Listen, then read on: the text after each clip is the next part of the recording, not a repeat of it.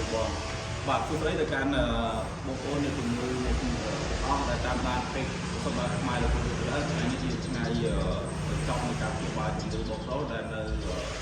ក៏វិញសុខសាច់ដាវសាច់ដាវបាទនៅខាងរិទ្ធិចឹងថ្ងៃនេះជាថ្ងៃទី8ហើយជាថ្ងៃបញ្ចប់នៃជំងឺចឹងអ្វីដែលខ្ញុំចង់សួរទៅបងតើ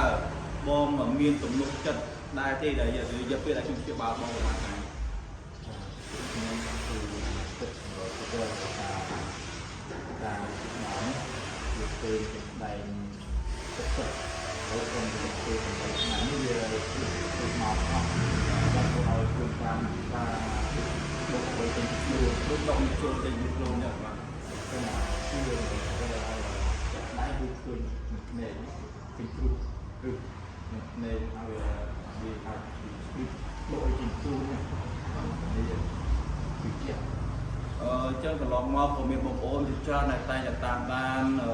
សថបុរាណខ្ញុំអ្នកខ្លះក៏គាត់នៅតាមដានមើលថាឆ្នាំខ្ញុំបកកាយអត់ខ្ញុំមានទំនុកចិត្តអត់អញ្ចឹងបងមានអី5ផ្ញើបន្ថែមជូនបងប្អូននៃជំងឺដែលគាត់នៅសង្ស័យថាតិចឆ្នាំគ្រូនឹងព្យាបាលជាទៅមានអ្វី5ផ្ញើបន្ថែមពួកខ្ញុំសូមដំផ្ញើទៅពុកម៉ែបងប្អូនដែលរស់នៅថាក្នុងប្រទេសបរទេស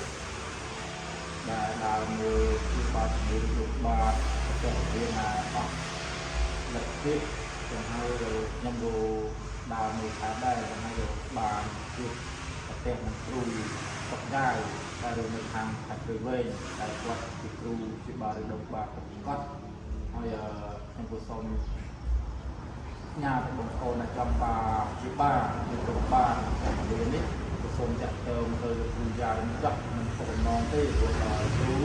ជាបានជំងឺខ្លួនតែជាបានទឹកចៃបើអត់ជាទេគឺអត់យកបច្ច័យដែរអញ្ចឹងហើយ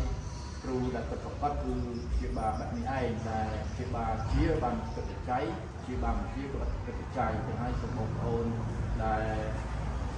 ទៅមើលពេទ្យភាសាវគ្គកាត់អីទៅជាអីគឺអាចចាក់ទៅតាមលេខទូរស័ព្ទនិងឈ្មោះ Facebook ផេតលោកគ្រូយ៉ាវបាទសម្រាប់ខ្មែរលោកគ្រូយ៉ាវអញ្ចឹងខ្ញុំមិនខំតែព្យាបាលជាបានយកលុយទេខ្ញុំធានាជូនសម្រាប់អ្នកជំងឺទាំងអស់រយៈពេល3ឆ្នាំទៀតបាទហើយខ្ញុំជម្រាបសូមអរគុណក្នុងការទទួល